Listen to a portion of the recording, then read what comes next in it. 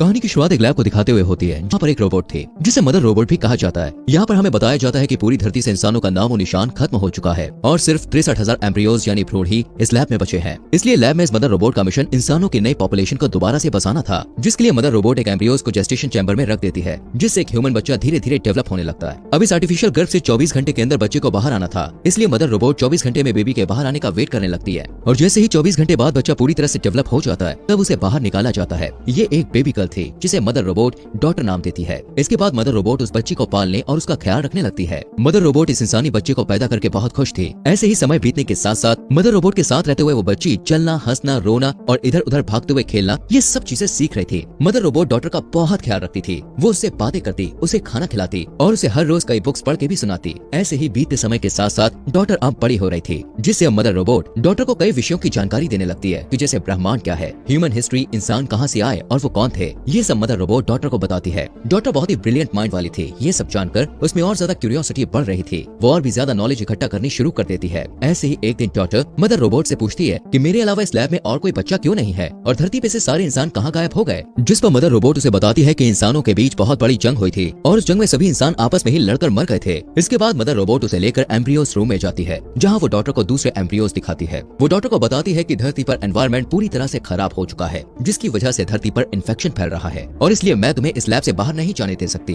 क्योंकि इससे तुम्हारी जान भी जा सकती है। जब डॉटर थोड़ी और बड़ी हो जाती है तो मदर रोबोट उसे बताती है कि मैंने तुम्हें कैसे पैदा किया था। वो उसे उन मशीनों को भी दिखाती है जिनसे उसे पैदा किया गया था। मदर रोबोट डॉटर को कहती है कि तुम्हें इन सारी मशीनों के बारे में जानना होगा और एक अच्छी मदर बनने के लिए प्रैक्टिस करनी होगी, क्योंकि आगे चल के तुम्हें ही आने वाली नई पॉपुलेशन को संभालना है। इसी तरह इन दोनों में ऐसी बातें चलती रहती है। मदर डॉटर को कभी भी ऐसा फील नहीं होने देती कि इस लैब से बाहर भी कोई दुनिया है। ऐसे ही कई साल गुजर जाते हैं और अब डॉटर अपने टीनेज में पहुंच चुकी थी। वो 18 साल की हो चुकी थी, लेकिन अब वो इस लैब से बाहर की दुनिया देखना चाहती थी कि बाहर क्या है। डॉटर हमेशा सुबह उठकर ब्रेकफास्ट करते हुए अपने टैबलेट पर वीडियोस देखा करती थी। एक दिन मदर रोबोट के हाथ में कुछ प्रॉब्लम हो जाती है, जिसके लिए वो डॉटर के पास जाती है और डॉटर मदर रोबोट के हाथ को ठीक कर देती है। यहाँ पर मदर रोबोट देखती है कि उसने एक परफेक्ट ह्यूमन बीइंग को क्रिएट किया है। डॉटर काफी हेल्दी थी और हमेशा दूसरों की मदद करती थी। ऐसे ही समय बीतता जाता है। एक दिन डॉटर को नींद नहीं आ रही थी, इसलिए वो कुछ वीडियोस देखने लगती है। वही मदर रोबोट खुद को रिचार्ज कर रही थी कि तभी अचानक एक इंसिडेंट होता है और इलेक्ट्रिसिटी चली जाती है। डॉटर मदर रोबोट को ढूंढने जाती है और देखती है मदर रोबोट की पावर भी खत्म हो गई है। इस वजह से डॉटर इलेक्ट्रिसिटी को ठीक करने के लिए जैसे ही कंट्रोल रूम में जाती है तो वहाँ वो देखती है कि एक चूहे ने लाइट की तारों को काट दिया है, जिससे लाइट चली गई थी। चूहे को देखकर डॉटर काफी ज्यादा हैरान और खुश होती है, क्योंकि इससे पहले उसने ऐसा कुछ भी नहीं देखा था। वो उसे पकड़कर एक बोतल में बंद करके कटी हुई वायर को ठीक करती है और जब इलेक्ट्रिसिटी आती है तब डॉटर उस चूहे को देखने लग जाती है। वही मदर रोबोट पूरी तरह रिचार्ज हो जाती है। यहाँ पर डॉटर मदर रोबोट को वो चूहा दिखाती है, जिसे देखकर मदर रोबोट थोड़ा घबराई हुई कहती है कि इस चूहे के अंदर आने का मतलब है कि एयरलॉक में कुछ गड़बड़ है, जिस वजह से बाहर की प्रदूषित हवा हमारी लैब में लीक हो रही है। वो कहती है कि हो सकता है ये चूहा भी इन्फेक्टेड हो। इतना कहते हुए मदर रोबोट डॉटर के सामने ही उस चूहे को जला देती है। डॉटर को मदर रोबोट के इस बिहेवियर पर बहुत गुस्सा आता है। इसके बाद मदर रोबोट उस एयरलॉक को डिकंटामिनेट करती है और इस एरिया को क्वारंटीन कर देती है। कुछ दिन के बाद डॉटर का बर्थडे होता है और मदर रोबोट उसे गिफ्ट देती है। थोड़ी देर बाद मदर रोबोट जब खुद को रिचार्ज कर रही होती है तो डॉटर को एयरलॉक की तरफ से कुछ आवाज सुनाई देने लगती है, लेकिन जब डॉटर एयरलॉक की तरफ चेक करने जाती है तो उसे वहाँ कुछ दिखाई नहीं देता। यहाँ पर डॉटर डिसाइड करती है कि वो बाहर की दुनिया को देखने जाएगी, जिसके बाद वो एक प्रोटेक्टिंग सूट पहन लेती है कि तभी फिर से उसे कुछ आवाज आती है और जैसे ही वो उस लैब का फर्स्ट एयरलॉक खोलती है तो उसे फिर से एक औरत की मदद के चिल्लाने की आवाज आती है। यहाँ पर डॉटर एक प्रोटेक्टिंग सूट अपने पास रख लेती है और सेकंड हैच खोल देती है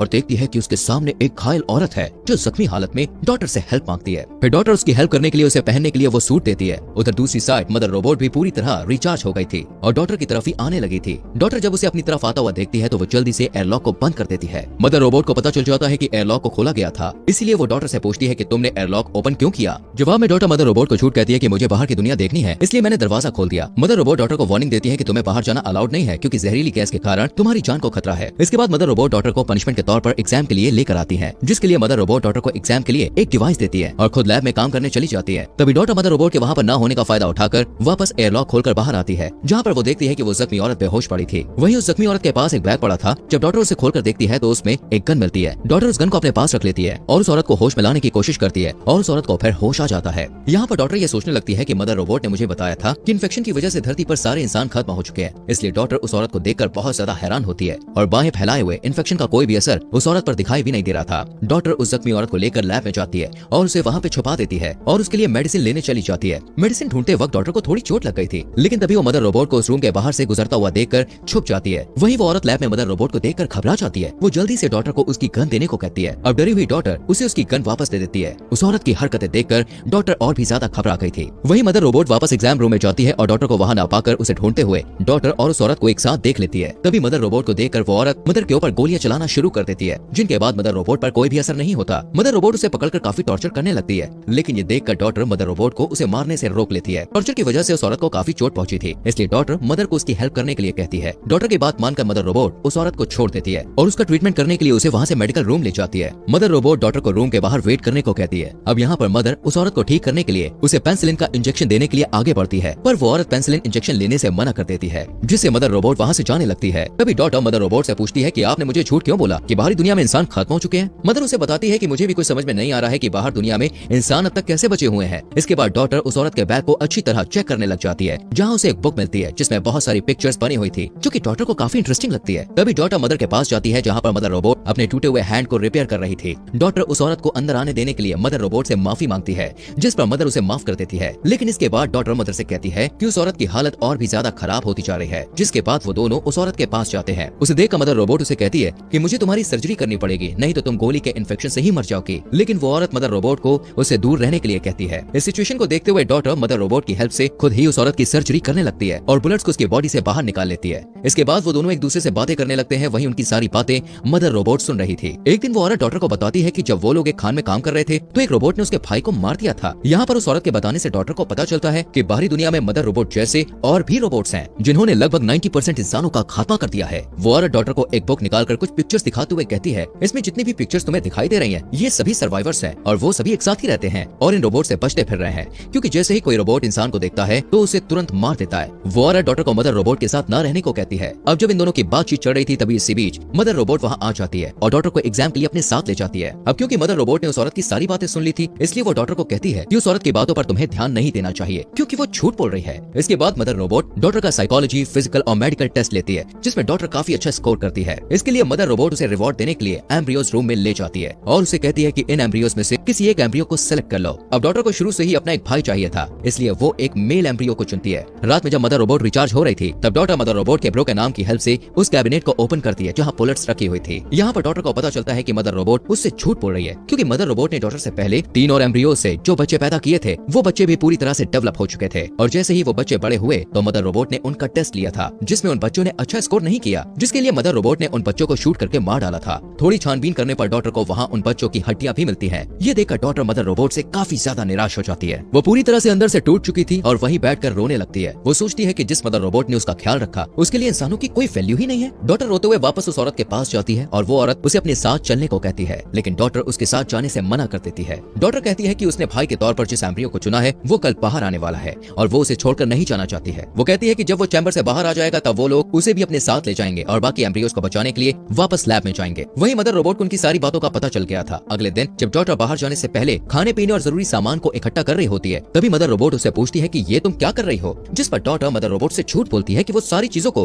अपने भाई के साथ टाइम स्पेंड करने के लिए इकट्ठा कर रही है। लेकिन मदर रोबोट डॉटर को किचन में ले जाती है और उसे अगले खाने के फॉर्मूला को मिक्स करना सिखाने लगती है कि तभी वो डॉटर से कहती है कि तुम एक अच्छी बहन बन सकती हो। जिसके बाद वो किचन से बाहर आकर डॉटर को किचन में ही लॉक करके उस औरत के पास जाकर उसे कहती है कि मुझे तुम्हारी और डॉटर की सारी प्लानिंग के बारे में कल ही पता चल गया था। इतना कहते हुए वो उस औरत को काफी ज्यादा टॉर्चर करने लगती है। वहीं इसी दौरान डॉटर लिक्विड नाइट्रोजन की मदद से उस रूम के ग्लास को तोड़कर बाहर निकल जाती है। दूसरी तरफ वो औरत मौका देकर अपने वेपन से मदर रोबोट पर अटैक करती है, पर मदर रोबोट को उससे कुछ भी नहीं होता और वो उसे मारने ही वाली थी कि तभी डॉटर फायर अलार्म को एक्टिवेट कर देती है, जिससे मदर रोबोट डिस्ट्रैक्ट हो गई थी और वो उस औरत को छोड़कर फायर का पता लगाने के लिए चली जाती है। वहीं वो औरत और डॉटर एक साथ मेन डोर की तरफ भागने लगती है, लेकिन तभी वहाँ मदर रोबोट आ जाती है, जिससे वो औरत मदर रोबोट को कहती है कि मेन डोर खोल दो वरना मैं डॉटर को मार दूंगी। यहाँ पर मदर रोबोट डॉटर को बचाने के लिए डोर ओपन कर देती है। अब वो औरत डॉटर के साथ बाहर निकल जाती है। बाहर की दुनिया पूरी तरह से बर्बाद हो चुकी थी। वहाँ इंसान, पेड़ पौधे और जानवरों का नामो निशान नहीं था। यहाँ तक कि जमीन भी पूरी तरह से बंजर हो चुकी थी। किसी तरह डॉटर और वो औरत वहाँ से भाग जाते हैं। भागते हुए डॉटर देखती है कि कुछ रोबोट्स वापस से दुनिया को बेहतर बनाने की कोशिश कर रहे हैं। कुछ टाइम बाद वो औरत डॉटर को लेकर एक कंटेनर पर पहुँचती है, जहाँ डॉटर पहली बार ओशन को देखकर बहुत खुश थी, लेकिन वो हैरान थी कि बाकी के सर्वाइवर्स कहाँ हैं। जब वो उस औरत से ये सवाल पूछती है तब वो औरत बोलती है कि वो लोग काफी साल पहले माइंस में रहा करते थे, पर खाना न मिलने की वजह से बाकी सर्वाइवर मर गए, जिससे वो रोबोट से बचने के लिए इस कंटेनर में रहकर ही जिंदगी जीने लगी थी। वो डॉटर को बताती है कि अब पूरी दुनिया में कोई भी सर्वाइवर नहीं बचा है और वो दोनों ही आखिरी दो इंसान है। ये बात सुनकर डॉक्टर काफी हैरान परेशान हो जाती है और रोने लगती है और कहती है कि तुमने मुझसे कितना बड़ा झूठ बोला। तभी वो उस औरत से कहती है कि मुझे अपने भाई को बचाना है और वो वापस लैब की तरफ जाने लगती है। जब वो लैब तक पहुंच जाती है तो वो देखती है कि लैब के आगे बहुत सारे रोबोट्स खड़े होकर लैब को सिक्योर कर रहे हैं। वो रोबोट्स डॉक्टर को स्कैन करके उसे लैब के अंदर जाने की इजाजत दे देते हैं। यहाँ पर डॉक्टर काफी ज्यादा घबराई हुई थी, इसलिए वो एक कुल्हाड़ी उठा लेती है और अंदर जाने लगती है। अंदर जाकर वो देखती है कि मदर रोबोट एक न्यूबॉर्न बेबी की देखभाल कर रही है। जब मदर रोबोट डॉक्टर को देखती है तब डॉक्टर कहती है कि उसे अपने भाई को पास से देखना है। इस पर मदर रोबोट उसे कुल्हाड़ी छोड़ने के लिए कहती है। तभी मदर रोबोट डॉक्टर को सारी सच्चाई बताने लगती है कि मैं एक आर्टिफिशियल इंटेलिजेंस रोबोट हूँ और मैं ही बाहर की दुनिया के सारे रोबोट्स को कंट्रोल करती हूँ और धरती के सभी इंसानों को खत्म करने का प्लान मेरा ही था। फिर मदर रोबोट डॉक्टर से कहती है कि मुझे डर था कि इंसान आगे चलकर खुद तो एक दूसरे से लड़कर खत्म होंगे ही, साथ ही साथ वो इस प्लेनेट को भी बर्बाद कर देंगे, इसलिए मैंने इंसानों को खत्म करने का प्लान बनाया। जिसके बाद रोबोट ने इंसानों का खात्मा कर दिया। वो बताती है कि लेकिन मैं इंसानों को सेकंड चांस देना चाहती थी, इसलिए मैंने कुछ ह्यूमन एम्ब्रियोज को सेव कर लिया था ताकि उनकी मदद से मैं इंसानों की एक नई जनरेशन को दोबारा से खड़ी कर पाऊं और वो ह्यूमन एक दूसरे के साथ प्यार से रहें और अपने प्लांट का भी ख्याल रखें। तभी डॉक्टर कुल्हाड़ी को नीचे रख देती है और अपने भाई को गोद में उठा लेती है। इसके बाद डॉक्टर मदर रोबोट से पहले के 3 बच्चों को मारने का कारण पूछती है, जिस पर मदर रोबोट उसे कहती है कि तुमने इस बच्चे को बहुत टाइट पकड़ा है। तभी डॉक्टर वहाँ से भागने लगती है। मदर रोबोट उसके पीछे जाती है और डोर में फंस जाती है। इस बीच डॉक्टर को एक गन मिलती है। वहीं मदर रोबोट खुद को वहाँ से छुड़ा लेती है। जब मदर रोबोट डॉक्टर के पास पहुँचती है तो डॉक्टर उसकी तरफ गन पॉइंट कर देती है। मदर रोबोट उसे 2 ऑप्शन देती है कि या तो तुम मेरे साथ रहकर अपने भाई का ध्यान रखो या फिर मुझे मार दो। मदर रोबोट उसे बताती है कि असल में मुझे एक ऐसे लीडर की तलाश थी जिसका दिमाग एकदम सुपर कंप्यूटर जैसा हो और इसीलिए मैंने तुमसे पहले जो 3 बच्चे पैदा करके बड़े किए थे उनमें तुम्हारी जैसी क्वालिटीज नहीं थी, जिस वजह से मैंने उन्हें मार डाला था। वो डॉक्टर को बताती है कि अब मुझे तुम मिल गई हो और तुम्हारा दिमाग लाजवाब है, इसलिए अगर आने वाली जनरेशन परफेक्ट नहीं भी होती तो तुम उन्हें लीड करके परफेक्ट बना सकती हो। मदर रोबोट उसे बताती है कि तुम अपनी जान की परवाह किए बिना अपने भाई को बचाने के लिए लैब में वापस आए, जो कि मेरा एक आखिरी एग्जाम था, क्योंकि मैं देखना चाहती थी कि तुम अपने भाई को बचाने के लिए वापस आती हो या नहीं। वो कहती है कि मेरा मिशन यहाँ पर पूरा हो चुका है और अब तुम सबकी लीडर हो। मदर रोबोट डॉक्टर से कहती है कि अब तुम चाहें तो मुझे मार सकती हो, जिसके बाद डॉक्टर उसे शूट कर देती है। अब डॉक्टर ही उन सारे बचे हुए एम्ब्रियोज के लिए मदर थी और उसे ही सारे एम्ब्रियोज को डेवलप करने के बाद उन सारे ह्यूमंस को लीड करना था। वहीं एक रोबोट उस औरत के पास पहुंचकर उसे कहता है कि अब उसका पर्पस पूरा हो चुका है, जिसके बाद वो उस औरत को मार देता है। इससे हमें ये पता चलता है दोस्तों कि वो औरत इसलिए जिंदा थी क्योंकि मदर रोबोट ने उसे इस